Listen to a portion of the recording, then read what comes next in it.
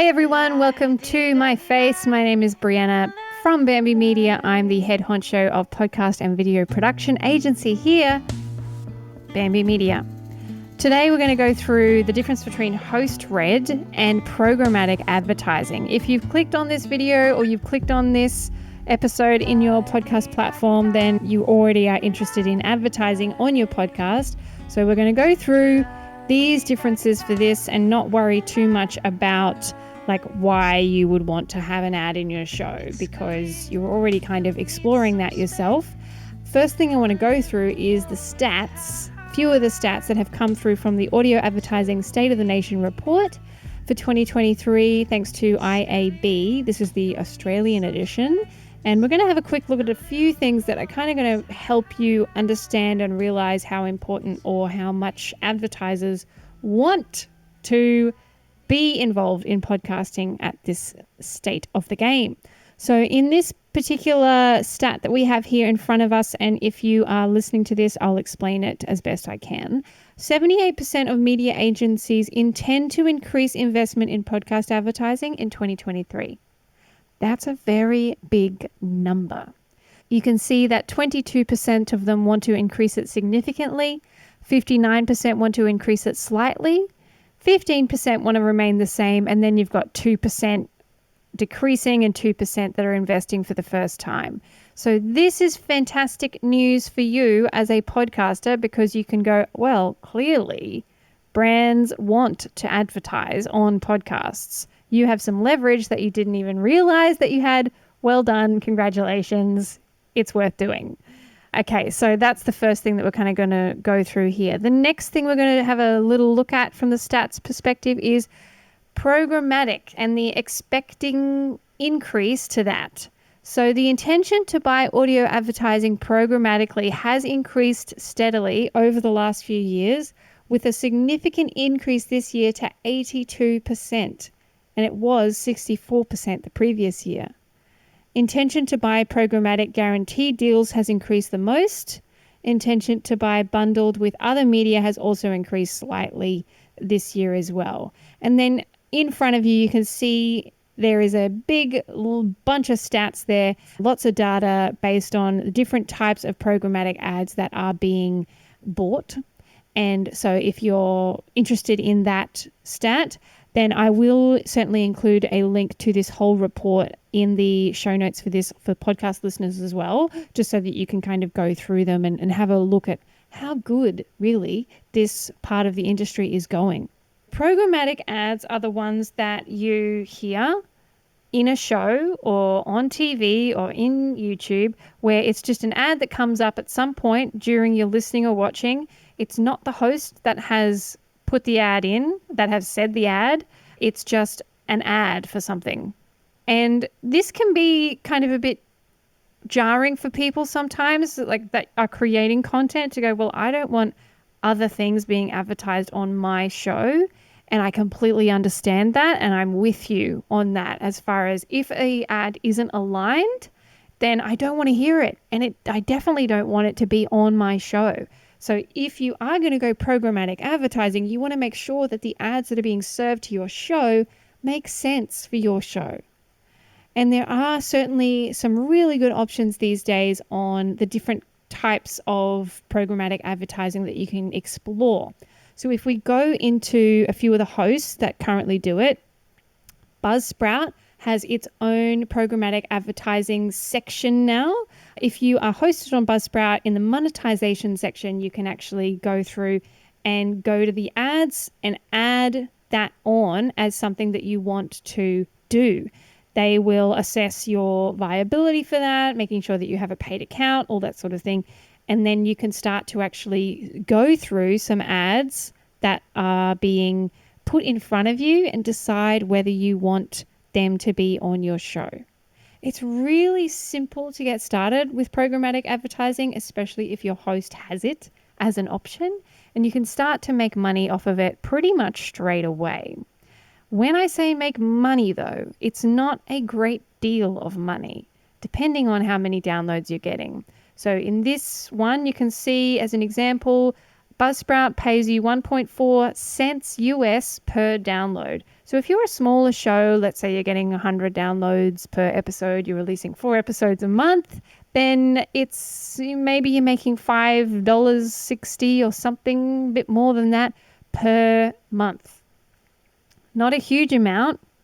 And that's something you then kind of have to think about. Well, is it worth having an ad in my show? Like, am I pissing off my listeners by having these programmatic ads in my show?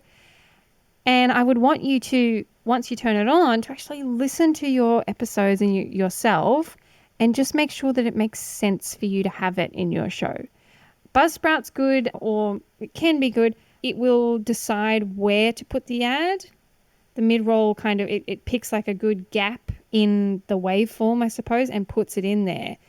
It's not always going to be super accurate and good because maybe you've got a gap there for dramatic pause for some other reason. And so that can be something that I don't like because you can't change where the ad is actually going to go. Buzzsprout does that. So just be aware of that with Buzzsprout. That is, I think, a feature that I'm not a huge fan of. But yeah, it is in there. So that's one way. That's one host. We've got Podbean that does it too. They've been doing it for quite some time. We've also got Acast that has a marketplace, and we've got Spreaker that has a marketplace as well.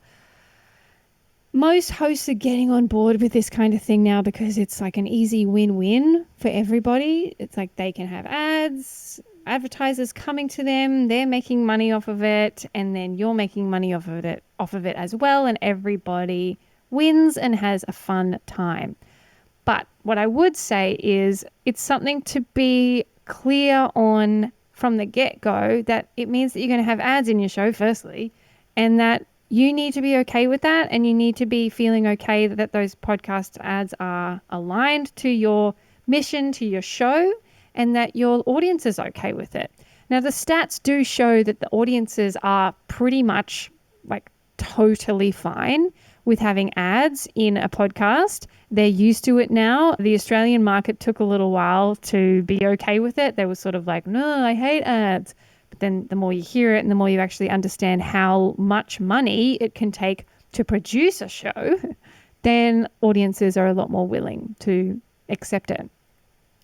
While I'm on that, what you can do is you can prep your audience. So before putting ads on your show, you could put a little sort of audio in your episodes coming up to it. Go, hey guys, I'm trialing putting some ads in my show and I would love your feedback. Do you hate it? Are you okay with it? If you could fill out this quick form or reach out to me in the DMs or something so that they can give you that feedback, then that's going to help them feel like you're communicating with them. And in your scripting around it too, you can say, it costs me a lot of money to make this show for you every week. And in order for me to get to where I want to go, I'd like to start making some money off of it. And the easiest way for me to do that is through programmatic advertising. So you can prep them and then put the ads in and then check how you feel about it and see how it feels. There's no rules. You don't have to keep going once you've started. You can turn it off at any time, but it's a cool way to just explore that world. And as you grow, you can, start to make some okay money out of programmatic advertising. The other option that we have is something called host-read ads. So host-read ads are the ones where you can hear, and my perfect example that I love is probably the show Smartless. So they have quite a lot of ads in their show, but these are host-read, where they have a script, they read the script, or they work together with the brand and they come up with something funny, and then the ad is put in the show, but it's their voices. So these go a lot better. These perform a lot better for the advertiser because the listener is already liking and trusting the person that's delivering the information. It doesn't feel like an ad as much. It feels like a personal recommendation. And the Smartless ones are particularly good because I want to listen to them because they're funny. They're silly. They kind of poke fun at the brand sometimes. And you know that it's something they have to do and that they're doing it in a way that makes sense for them. So I think that it's totally a fine way to do it, and host-read ads are really, really good. If we go back to the statistics that I was talking about earlier, I'm just going to show you the agency usage of podcast creative formats. So host-read podcasts and recorded radio spots remain the most used podcast creative formats amongst agencies. There is also a high appetite to try branded podcasts and brand-supplied podcast spots. That's kind of happening a lot more these days. But you can see that 86% of agencies, of advertisers, have used host-read ads. So this is a format that if you're willing to do this, and if your show has enough leverage, as in you have a good amount of downloads, you have good other collateral, maybe you've got some socials, you've got some other things that would go really well, host-read ads can make you a lot more money because they are your voice, it's your tone, it's your audience that loves you, that trusts you, and you're putting in an ad that you believe in and you're aligned with and that makes sense for you.